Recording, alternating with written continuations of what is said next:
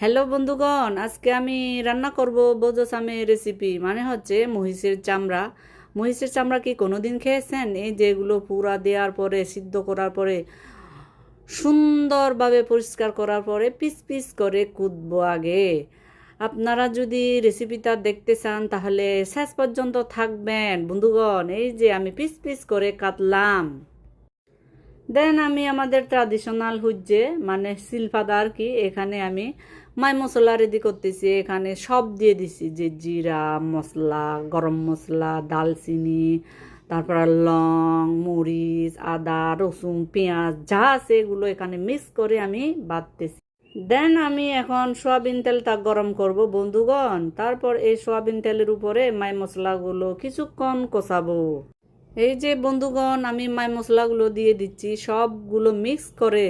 আবার এখানে মরিচের গুঁড়াও দিয়ে দিছি, কালারটা যেন সুন্দর হয় বন্ধুগণ। একটু হালকা পানি দিছি। তারপর এগুলো আমি কিছুক্ষণ কষাবো। কষানোর পরে আমি কি করব দেখে যান একটু বন্ধুগণ, দেখে যান। বোজোসামের পিসগুলো এই যে মিক্স করতেছি ভালোভাবে।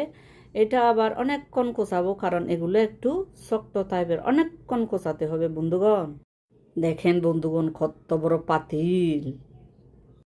বন্ধুগণ একটু ঢাকনা খুলে দেখি, হা হা কি সুগন্ধি। হা, অনেকক্ষণ কষানোর পরে এই যে দেখেন বন্ধুগণ, আবার কিছুক্ষণ কষাবো। তারপরে আমি এখানে ঝোল ঢেব। একটু ভিডিওটা শেষ পর্যন্ত দেখবেন বন্ধুগণ, আপনারাও খাইতে পারবেন আমার রেসিপি দেখে দেখে।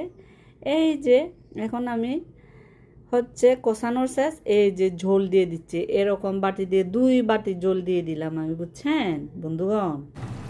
এই যে বন্ধুগণ, তরকারিটা একদম শেষের দিকে। এখানে কিন্তু শেষের দিকে আমি ঝোল যখন একটু শুকিয়ে আসছে, আমি একটু চাউলের গুঁড়ি অল্প দিয়ে দিচ্ছি। চাউলের গুঁড়ি দিলে ঝোলটা একদম গ্রেভি হয়ে যায়। আমি তেজপাতে দিয়ে দিচ্ছি বন্ধুগণ।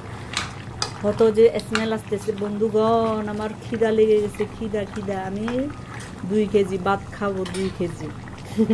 আপনারা একবার খেয়ে দেখেন। এগুলো বলি আমরা চাকমা ভাষায় বোঝাতাম। ভালো লাগলে সাবস্ক্রাইব করবেন, লাইক কমেন্ট করবেন।